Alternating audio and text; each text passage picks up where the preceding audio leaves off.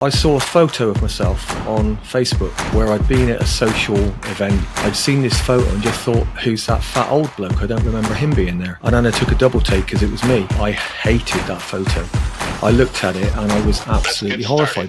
Today's guest is Richard Olpin, one of our Fitfather brothers from the United Kingdom. You're about to hear Richard's powerful story about how he used the FFP to lose 30 pounds of fat and get into the best shape of his life at 55 years young, all while creating a healthy relationship to food, breaking the mentality of being a fat guy, and learning to take care of himself along with other people. And it's fair to say it was like the first time in my life that it actually really felt this works and it's sustainable and it's not hard. It's so well mapped out, and as a framework, it allows a little bit of flexibility.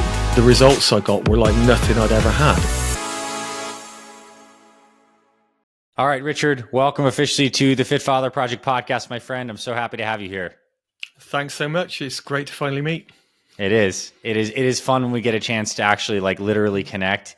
When I've seen so many of your inspirational posts and photos, and I know you have an incredible story to share, and let's get into that now. I'd like to kick things off where you introduce yourself to everyone listening, your name, your age, where you're from, and anything you'd like to share about work and family.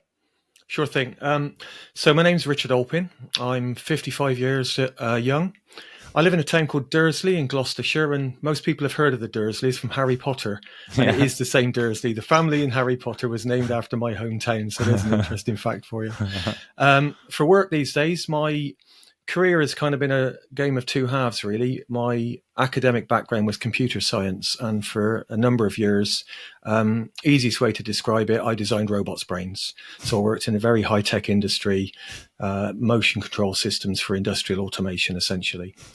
And then 2001, I had a major change in my lifestyle in that basically I ended up with pneumonia and I nearly died.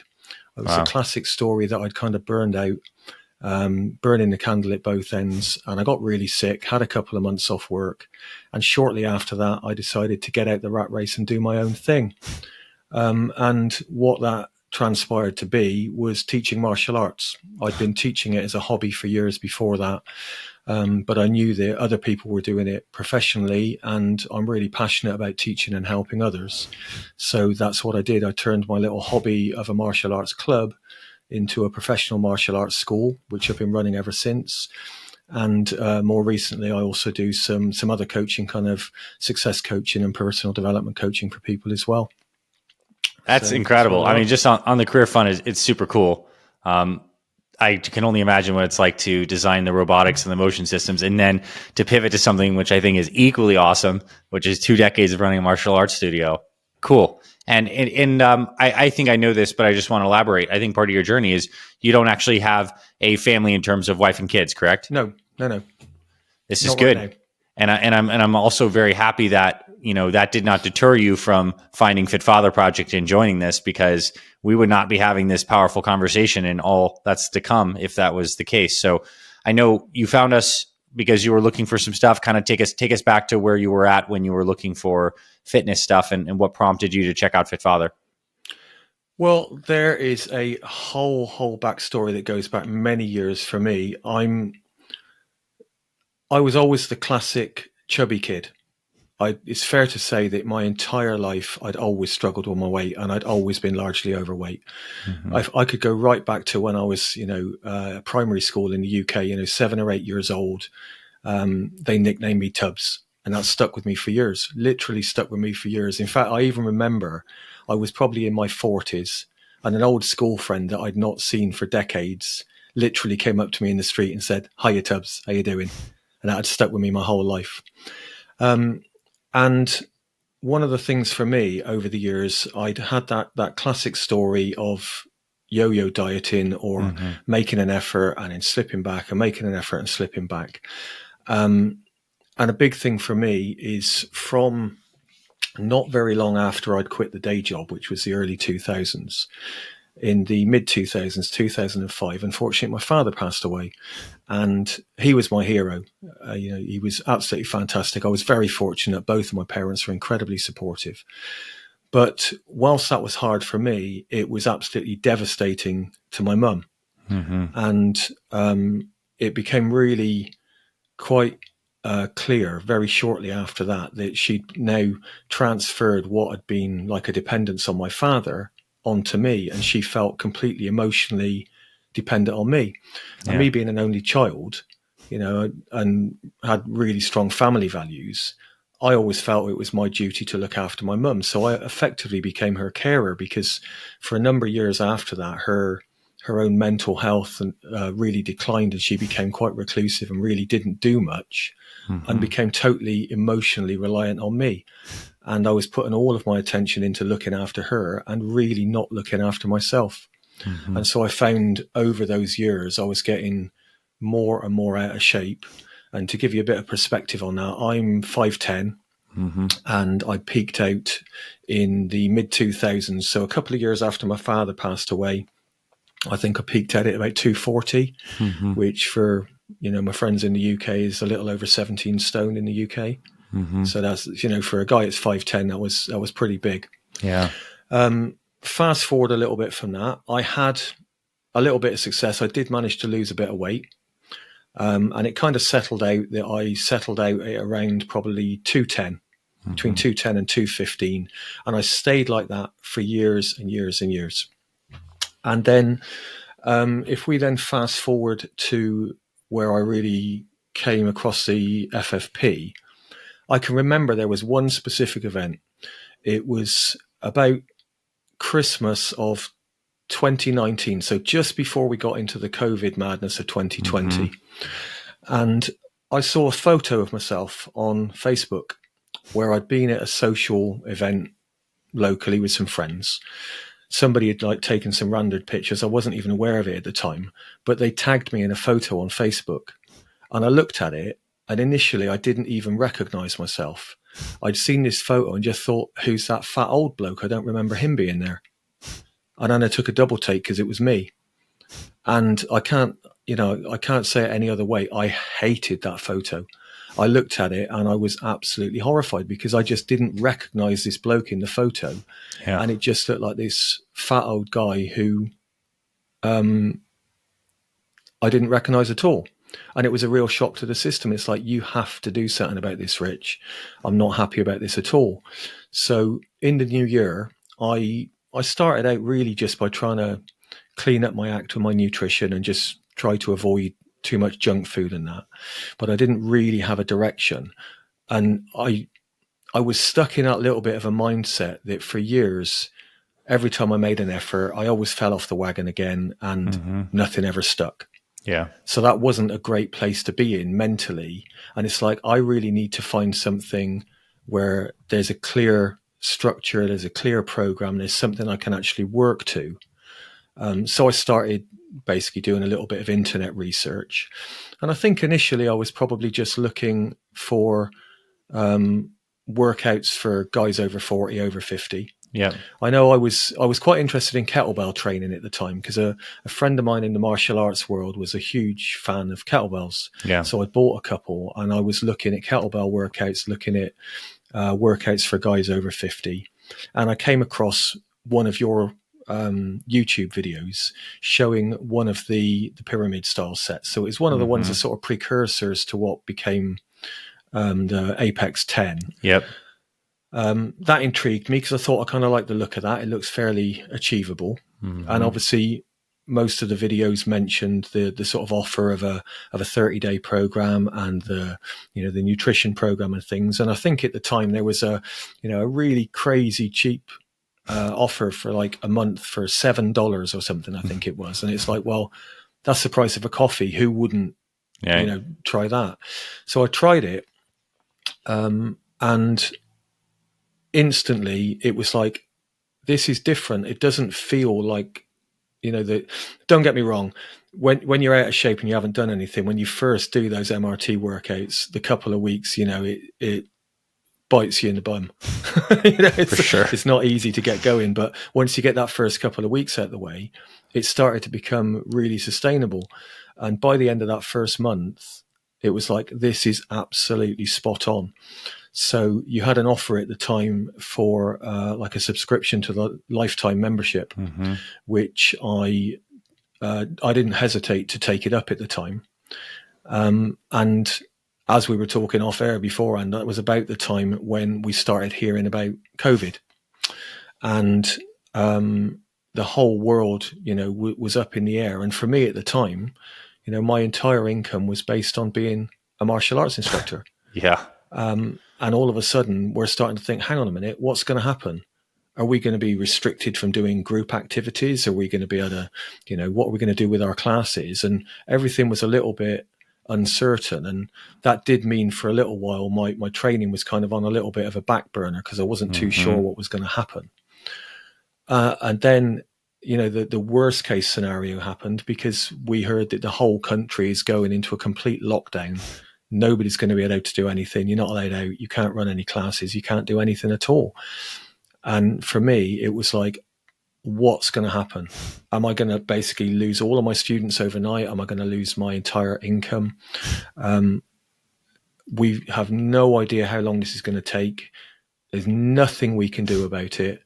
And so everything was basically going into free fall, and I could literally see everything going out the window.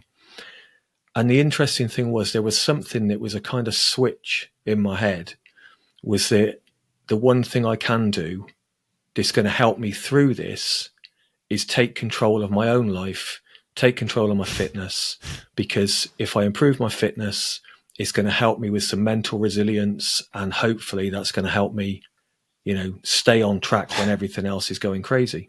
Yeah. And there was something that was really interesting at the time, which gave me a huge amount of confidence in the Fit Father project as a whole, that it wasn't just about the workouts. It wasn't just about the nutrition. It was the team behind it, and the fact that there was a real feeling that we're all in this together. Because at the time when the lockdowns happened, I had initially said, look, I have no idea what's happening with my finances. It was a big concern. So I'd mailed into the team and said, I'm really sorry. I don't think I'm going to keep up with this subscription payment, because, I can see all my income going out the window. And at the time, one of your support team turned around and said, hey, look, don't worry. We've got your back. Let's just put that on pause for now. We'll leave your membership running for you. Just keep working on the programs. We'll have a conversation again in 3 months' time. Hopefully we know where we all are with the COVID and everything will be back to normal. And that actually really touched me, because it was like, what a fantastic thing to do. There's somebody literally on the other side of the world who's prepared to, reach out and help you. And that affected me much more than I realized at the time, because that actually gave me a real sense of confidence in what FFP was all about and the values behind it. So now, armed with the lifetime membership and access to all the different programs. So obviously at the time I was following through the fat loss programs, the FF30X. I started to dig into them, and it became a really important part of my day to structure in my workouts, to focus on what I was doing, because focusing on me first was the only thing I had control of at the time. Yeah. And it's fair to say it was like, the first time in my life with any kind of fitness nutrition program or strategy did it actually really felt this works and it's sustainable and it's not hard. You need the consistency, but it's so well mapped out, and as a framework it allows a little bit of flexibility, and the results I got were like nothing I'd ever had. And the most important thing was that the results were consistent week on week. I was making steady, consistent progress all the way through the year. And obviously we had some ups and downs with COVID. I'm really happy to say that, we managed to weather the storm. Through online teaching. We had we did actually have some quite good support from the government in terms of self-employed people, had some support grants and things like that. So we got through COVID. And over the space of that year, I think I lost in total about 30 pounds. And some of the before and afters that I'd put up on the Facebook group, and that got noticed. So at the time I got featured on the weekly email. I was on several of the social media posts and things, some of the Instagram posts and things, and I was on top of the world. And so I was absolutely flying. And then there's a second half, because as with many people do, things happen in life that throw you a real curveball. Mm-hmm. And I got thrown a real curveball, which basically set me on a path back in the opposite direction again. Mm-hmm. And it's the craziest thing, because it is, it's quite a long and involved tale. But essentially, I got into a new relationship with the girl of my dreams.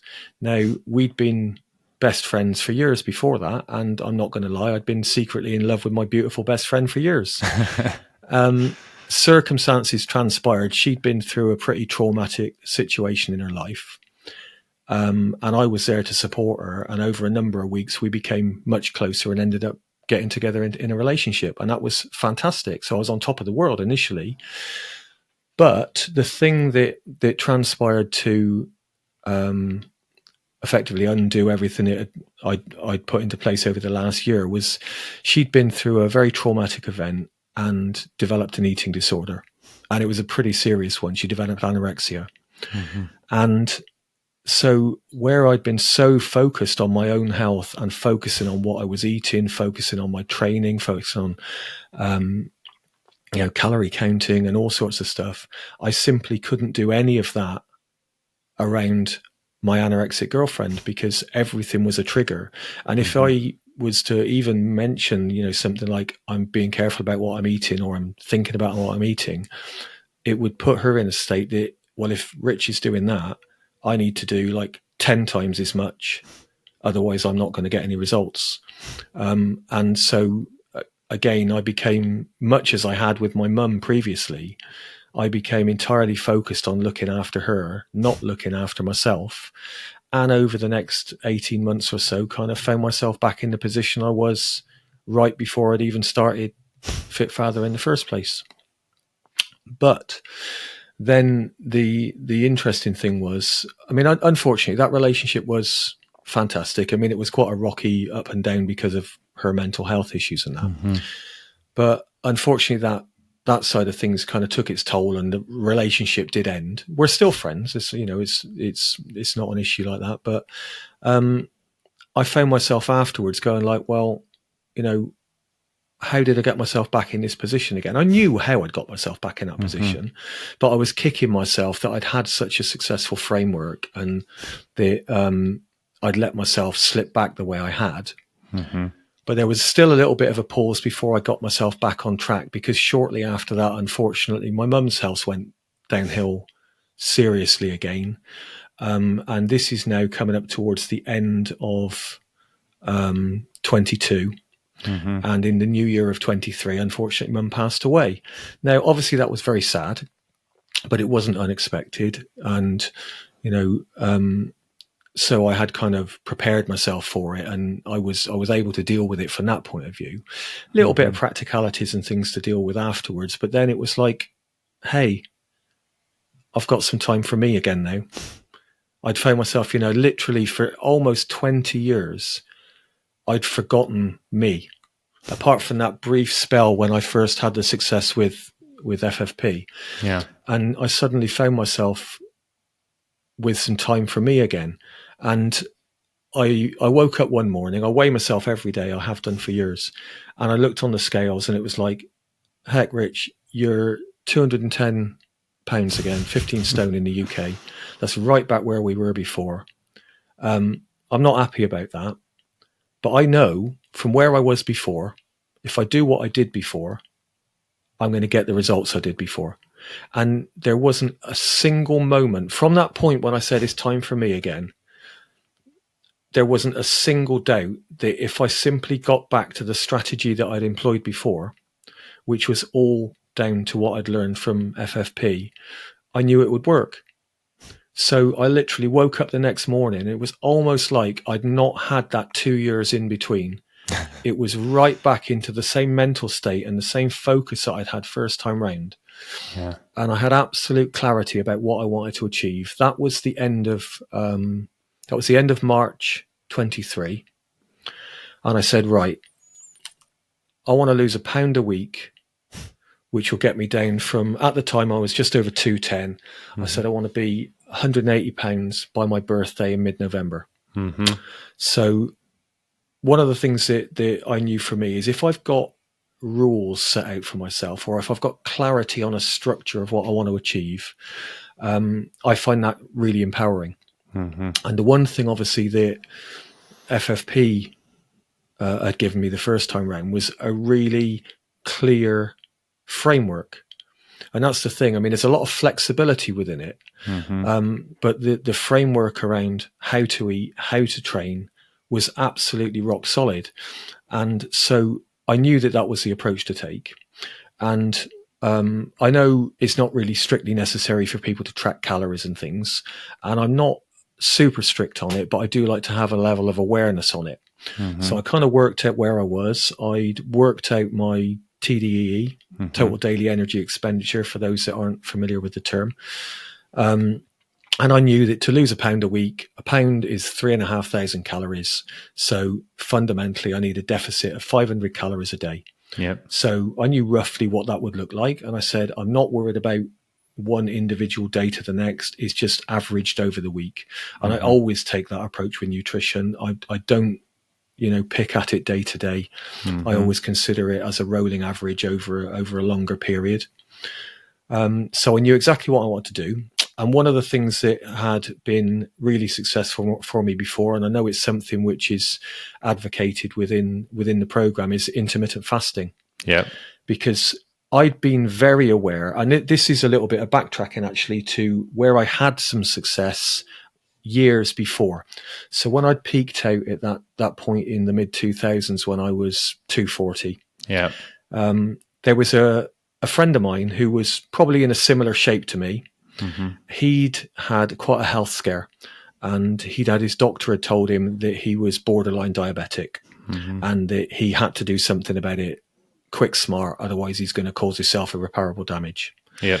And so what he did at the time is adopted a very, very low carb eating strategy. I mean, this was kind of like Atkins diet, full keto that he went, and he come across some really interesting reading material and that, and I dug into that, and it resonated with me at the time because I understood that by and large, weight gain and fat gain isn't just a calories problem, it's more an insulin problem. Yes. And when you become insulin resistant, you're not able to burn fat, you're only able to store fat. So I knew I had to get that under control. So I adopted a pretty low carb strategy as well, and had quite a lot of success with it. So I didn't go full keto. I just went significantly lower carb, but it worked. So I knew that for me, the insulin resistance and controlling insulin was definitely a strategy that was important. Yep. So when that came back around to what I was doing before my first round of FFP, so if I go back to 2020, I had started doing the sort of typical 16-hour intermittent fasting most days. And that was working out for me. And I found it was a framework that I didn't find difficult to use. So even before I got into, I think is it month 2 or month 3? Yeah, month 2 is when we started. Loss. You mentioned the intermittent fasting. Yeah. Well, I'd already started out doing kind of 16/8 anyway. So that was really good because when I got into that second month of the program, and you're mentioning doing a weekly fast, then it was, great. So this guy actually agrees that fasting's a good idea. I've already found that. So again, it reinforced the value of what you were doing and how it really resonated with an approach that worked for me. Yep. So I was already trying the intermittent fasting by that point. So basically I've got this simple strategy that says, right, 500 calories deficit on average, intermittent fasting, one longer fast a week. Typically for me, I would actually do a 36-hour, not a 24. So, nice. You kind of advocate, dinner time to dinner time. I tend to go dinner time through to the breakfast on the following day. And then, so for me, 100%, the nutrition and the fasting is the absolute bedrock that is the most important part. Then basic daily movement, non-negotiable, minimum 30 minutes walk every day. Yep. One of the things I always used to do was make sure that walk immediately followed my main meal of the day. I would typically, because I was doing the 16-8, I would typically not be eating maybe until midday. Yep. I would probably, because of teaching in the evenings, I might have a light snack or an evening meal around 7 or 8 p.m. And I would then break my fast around midday. So I would typically then start off either with a shake, maybe an omelette, or something like, Greek yogurt with protein in it. So very, very much aligned with the eating plans that you have. Typically for me, it would be high protein, but fairly light fast breaker, main meal early afternoon, and then a lighter high protein snack later on in the evening to start the fast. And that's typically the framework that I stick to. So very much in line with the way you do it. I kind of worked out the timing that worked for me, obviously with my evening commitments for teaching and things. So yeah, nutrition and fasting, absolutely the most important part for me. Basic daily movement every day, minimum 30 minutes walking, sometimes more than that. And then the typical structure that you recommended right from the outset. So I was doing the fat loss program. I'm lucky enough that I do have weights and a small home gym. So I was typically doing MRTs on Mondays and Fridays, full body weights on the Wednesday. Nice. And then often, as recommended in the program, I'd put in a little something extra at the weekends. I quite like, what was the short high intensity kettlebell one? Bullet strength. Bullet strength. I really liked that, and I really liked doing like HIIT training as well. And for me, that would often be on a punch bag. So I've got a punch bag out in the gym, and I would often do rounds on that. Nice. And quite a lot of walking. Walking's really, really a big one for me, especially in that first round when we were dealing with the lockdowns and COVID, because we were really locked down really quite hard in the UK. But the one thing you were allowed to do was go out for a walk. And I'm very lucky that I live in a fantastic part of the countryside. It's, I'm surrounded by fields and greenery wherever I go, so I can go straight out my front door, and I'm surrounded by fresh air, and I can go and walk for an hour and not see a soul. Nice. So, that was it really. The framework was really simple, and I just stuck at it, and I just stuck with it. I track quite regularly. I weigh myself every day. I just get up, I go to the loo, jump on the scales. I've got one of these Wi-Fi enabled scales that instantly uploads to the website, and everything's like all recorded in Apple Health and everything. And what I do always do as well, which is really important for me, is I make a point of kind of reviewing my strategy on a regular basis. So I've got, like, even right in front of me now, I've got like the typical sticky notes on the screen on my Mac, and I've got clarity, and I've got the strategy written out in black and white bullet points. This is the clear strategy that I'm going to stick to. And I'd remind myself of that. And I would actually look at the end of the week and say, well, look, how did my calories work out through the week? How did it balance through the week? And I'm quite interested in times when, we all have those days when you've maybe eaten something way too carby, and then that just unlocks the floodgates for the rest of the day. And it's just like, give me all the biscuits now. And, but I'm quite interested to see how that would tie in. So the other thing I have always done is tracked my nutrition. And I've done that for years as well. I just use MyFitnessPal, a very popular website to do it. So I can see the days when it all went a little bit awry. But because I am looking at things over the week, I'll go, okay, so that means I need to dig in a little bit for the next few days. And, I want it to balance out by the end of the week. The one thing that has been an interesting challenge, and I know I'm not the only person that has found the same thing, having got to that point where I hit the goal I was aiming at.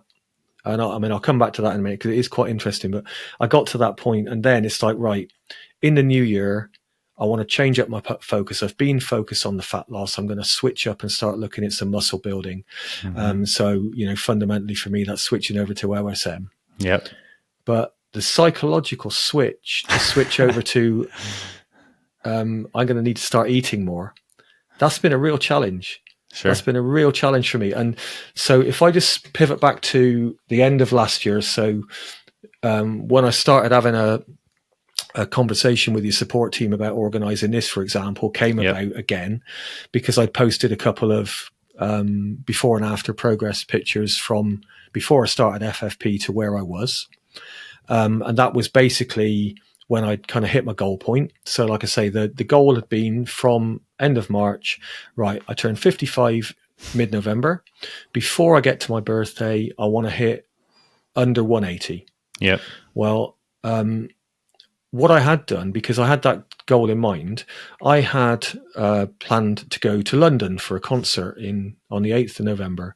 And there's a fantastic centre in London where you can go and get a DEXA scan. And I thought, hey, why don't I get a DEXA scan just to see? What was really interested in was how far out my scales were. Yeah. I've got a pretty decent set of the Withing scales, but I knew that your typical scales are not going to be super accurate on the body fat. Right. So I knew they'd be pretty accurate on the weight, but I wanted to see how they tied up body fat. So I'd booked a DEXA scan, and on the morning I went for the DEXA scan. I was 178. So I'd beaten my goal by a couple of pounds. My scales were telling me I was about 18.5% body fat at the time. When I went to London and had the DEXA, the weight was exactly spot on, and it came in about 1% higher. It was like 19.8 or something on the DEXA. So I was really encouraged that actually the scales I got tracked really well. Yeah. But so basically I got to that point that I'd actually, I'd hit my goal. So it's like, right, I knew, and I'd been building it up in my head for ages, that it was going to be hard for me to start eating more again. And I have to admit, that's been a challenge, and it's still a little bit of a challenge. I'm kind of there with it now. But I said, right, what I'm going to do, I am not going to pivot immediately from, right, I've hit my target. Next week, I'm going to hit OSM. I said, what I need to do really is I need to figure out where I'm at maintenance. So I said, basically, from there through to the new year, which at that point was going to be about 6 weeks away, I said, right, I'm just going to go back to eating around about maintenance. I'm still going to stick to my strategy that I average it over the week. And also I'm going to do the same thing with my training. So I'd been pushing quite hard I'd been all the way through the FF30X. And I had about a month after that where I was basically switching over to predominantly weights workouts, just doing 3 full body a week, but not pushing it hard yet and not pushing for growth, just doing it for maintenance. And so that's where I'd stayed really from then until now.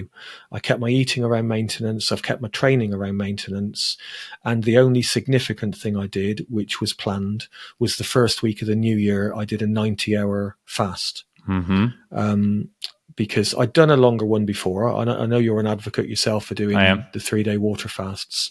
I'd planned originally, I said, well, I'm going to do 72 hours because I'd done 60 some odd before and found it was okay. So I diaried it from weeks earlier. I set it first week after New Year's so New Year's was on the Sunday evening, Monday. I said, right, so from Monday evening through to Friday morning, that's going to be it. That's going to be my New Year's reset fast. And so interestingly, that went well, even after a significant amount of excess on New Year's Eve. And that wasn't alcohol excess because I don't really drink, but it was an awful lot of shortbread biscuits. There's a tale behind that.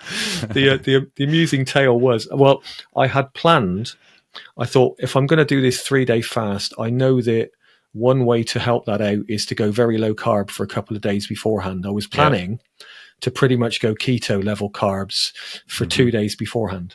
But here's the thing: being a teacher and teaching lots of kids, for Christmas, loads of my students had bought me all kinds of sweet treats and things for Christmas. They know I don't really drink, so nobody bought me alcohol. But they had bought me all these incredible boxes of biscuits and cakes and things. And I'd eaten some of them over Christmas, but I had a huge amount of stuff left. And one of the things I do quite a lot of voluntary activities. And one of the things I do is I'm a volunteer police officer. So I don't know, I'm sure you have something similar in the States, but in the UK, we have what's called the Special Constabulary.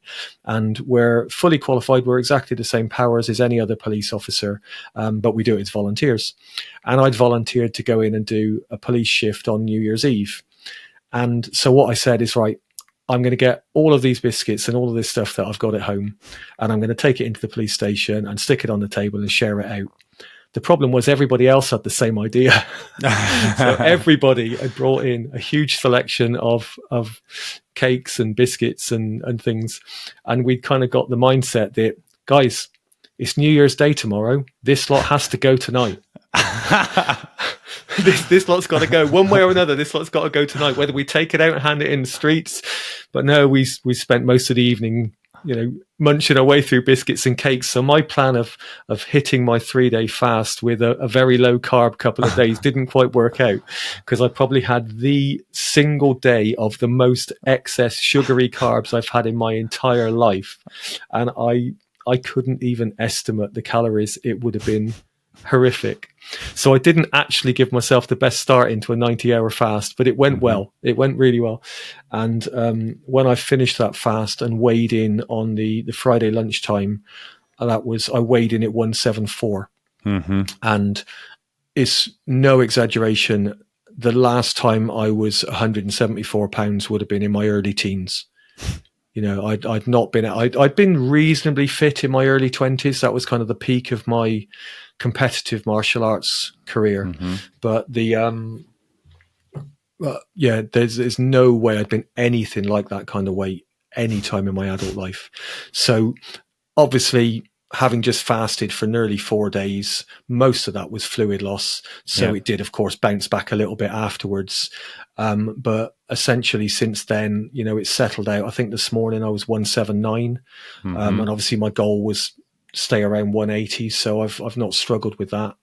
And the interesting thing as well, and something I've found with the fasting, your body's amazing at developing this set point around where you're meant to be, isn't it? And I did send over to one of your staff some pictures and stuff, and there's a couple of things in there, including some progress graphs that I'd been taking. And something that I found absolutely fascinating was I'd maintained an absolute trajectory, averaging 1 pound a week loss entirely consistently since March. There was a couple of points in that where I'd had deliberate maintenance pauses for a couple of weeks. So I had a summer holiday break and another one a little bit later on, but they were planned because I knew that, when you're in a deficit for a long time, every couple of months, you should really just try and have a couple of weeks at maintenance. And if you look at, you'll see if you look at those graphs, in one of them, you'll see from the start point to the end point of the graph was 36 weeks. So that was about the point I was originally having the conversations about organizing this podcast, I think. So that was about mid-November. At that point, that was 36 weeks in. And of that, I'd had 4 weeks at maintenance and I had lost exactly 32 pounds. So my strategy at the start of £1 a week, working out the numbers, 32 weeks on that strategy, I'd lost exactly 32 pounds. That's really honestly amazing. I mean, how on point that is. Well, the thing for me is when you track and you can see that consistency, and you can have that clarity that the strategy you've got is working, that is the most motivational thing in the world for me, because obviously people struggle with motivation. Yes. Results are one of the most powerful motivators you'll ever get. Yes. But of course, on any of these kind of journeys, there will be ups and downs. There will be times when, you need a little break. You may be a little bit under the weather. You're feeling a little bit sick. Yeah. And because of that, your body's holding more fluids. Yes. These things all happen. So, but by tracking over time and developing an understanding, I know some people say they don't like to weigh daily. They say, you should only weigh yourself weekly. I completely disagree with that. Yeah. I think what you should do is weigh daily, and then you will understand the daily fluctuations are normal, because you can see the trend over time, and you'll see that trend has got the zigzags of natural daily fluctuations. But if you don't do that every day, you don't see those natural fluctuations. You're only seeing odd points in it. So that doesn't work for me. So the daily tracking helps to reinforce the understanding that there will be odd fluctuations. There will be points when, it maybe pauses a little bit, but the trend over time is what really matters. For sure. And so, it's not a strategy that works for everybody, but that level of clarity is the most powerful thing for me in terms of keeping me going. And the thing that really amused me was Christmas, the day before Christmas. So Christmas Eve, Christmas Day, Boxing Day, the day after in the UK. All bets were off, normal amount of Christmas eating. And so I looked on the scales, and there's this progress. And it's Christmas Day. It goes, ka-ching! And it jumped back up 6 or 7 pounds, whatever it was. But I looked at it and I just chuckled, because it's yeah, right. Of course you are. Mm-hmm. I said, I guarantee 3 or 4 days later, back to my normal plan, that will not only settle back down, it will go back to the point as if the trajectory just continued without that blip. And that's exactly what happened. And that was exactly the same thing when I had the maintenance breaks. I'd have the maintenance break and get a little bit of a flat spot for a week or two. But as soon as I got back on plan, not only did the gradient of the graph go back exactly where it was, it kind of caught up as if I'd never even had the break. And I found that every time I've done that. And again, I think that's down to the fact that when you're very consistent, your body kind of develops, your metabolism and everything that goes around it gets used to that level of consistency. Yes. And it helps to smooth things out a bit. I mean, I don't fully understand the science behind it, but when I look at it from my own kind of, empirical results of looking at it, that certainly works that way for me. And, so that level of clarity, that level of tracking, having a really clear strategy, that's been the secret for me. And what I want to say is one thing that's powerful is not just you've worked your system, you've been consistent, you've tracked the data and pegged it, and then your actual reviewing of the data and reflecting on it is now changing your own internal software in terms of 100%. Your neuroassociation. So it's 100%. Literally observation of the process is changing yourself in your own mindset software of how you're running and relating, which is the meta process of long-term sustainability. It comes down to how you think and relate to all these experiences. So it's you're working on many deep levels through this process. Absolutely. And I fundamentally believe in that, which is why part of that strategy of checking in and having a proper review on a regular basis, which, for me, weekly. And I know obviously in the first time round when I did the program, you're encouraged to be checking in and reviewing and logging your weights and all that kind of stuff as well. It's that feedback loop of seeing it working comes back into reinforce your confidence in the programs, reinforce your confidence in the systems you're doing. But also by doing that, you are aware if you do need to course correct a little bit. And, so sometimes you might go, well, yeah, this week, look, I can see that really I've been a little bit off point with my eating. My discipline's not been quite there. Maybe I was getting a little bit complacent. But by having that awareness, but also not beating yourself up about it, just going, okay, it is what it is.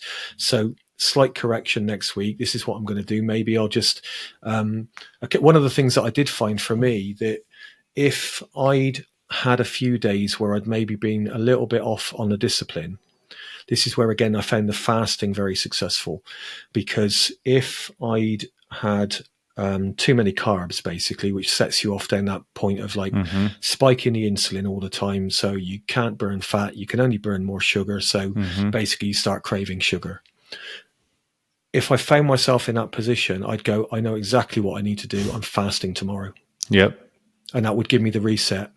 Basically, even if it wasn't a full day, 24 or 36 hour fast, it might just be, I'm just going to push out 18, 20 hours tomorrow. Yep. That will be enough that it'll let the insulin drop. And as soon as that happens, it will reset and then problem solved. And that is a strategy that works really well for me. If I find myself off track, I just plan to just push the fast a little bit longer overnight, or just go, hey, I need a 36. That is a life-changing tool and realization, right? Now you have the ability to do quicker feedback loops, short course correction. You understand some of the metabolic and hormonal parameters that underpin this.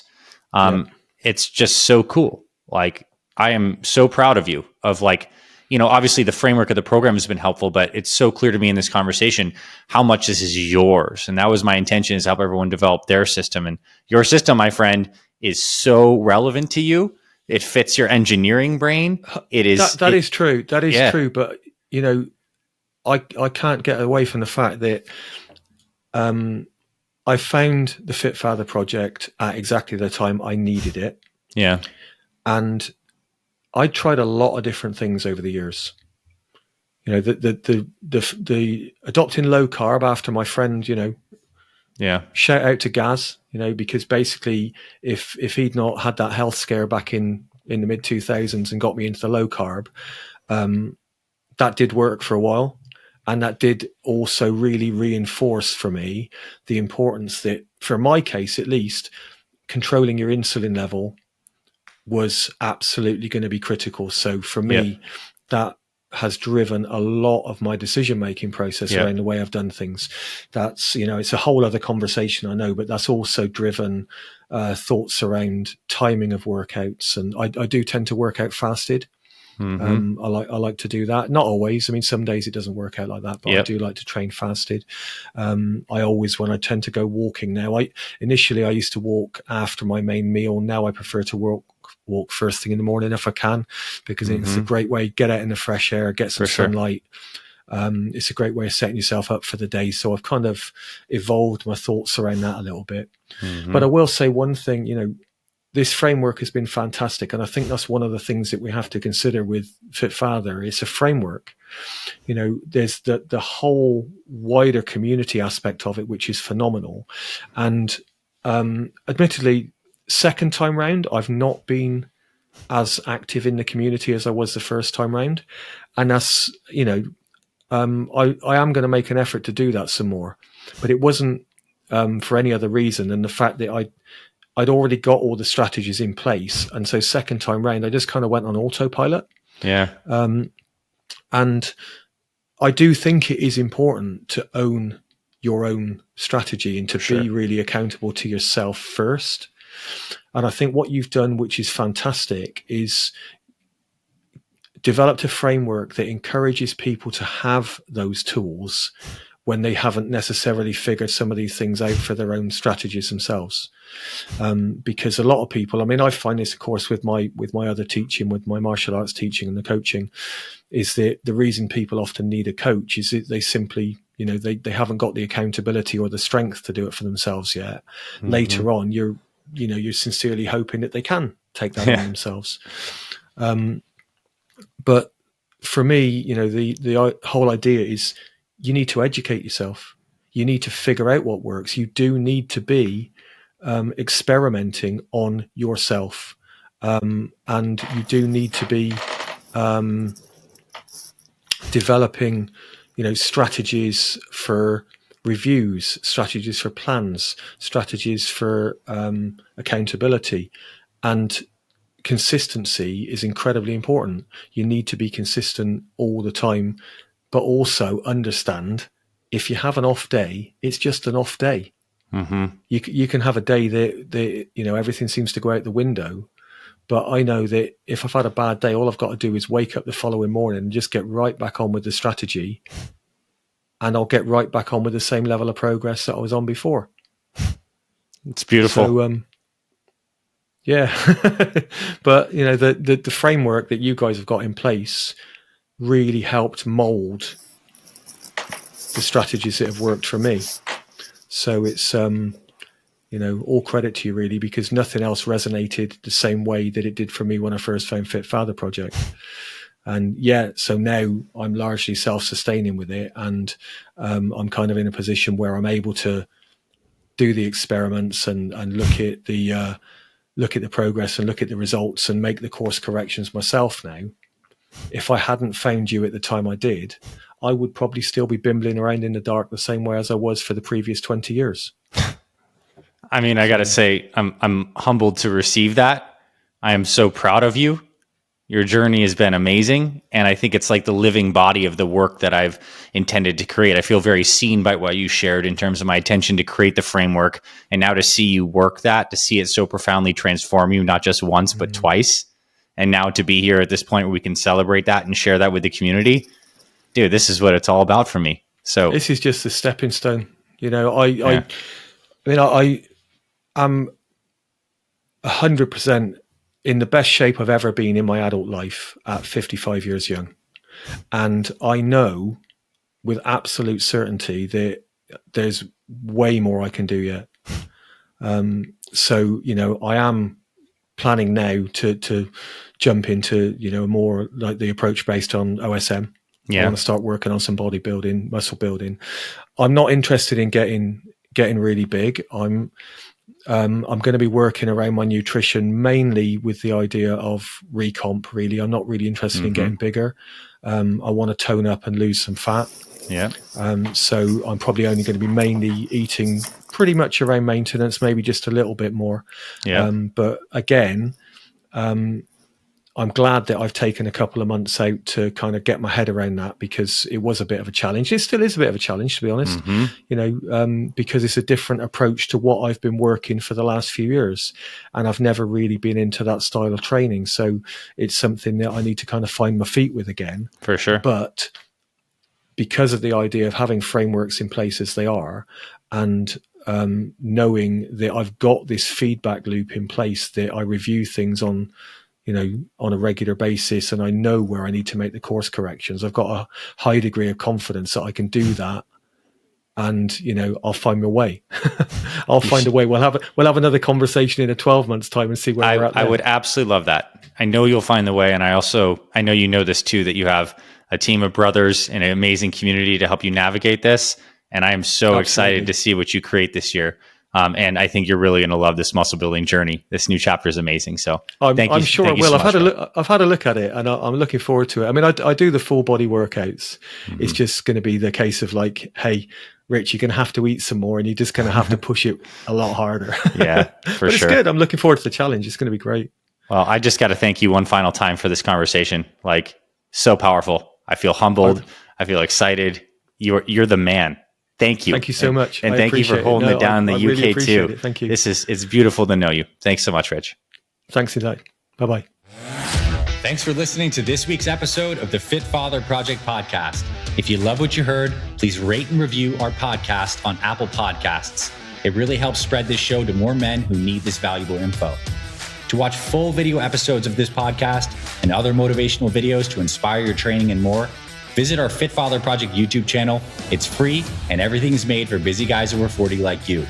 Visit youtube.com/Fit Father Project to get access to our entire video library.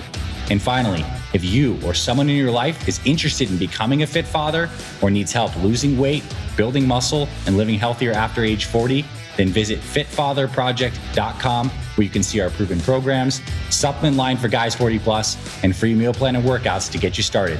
This is Dr. Anthony Balduzzi signing off. I'll see you in the next episode.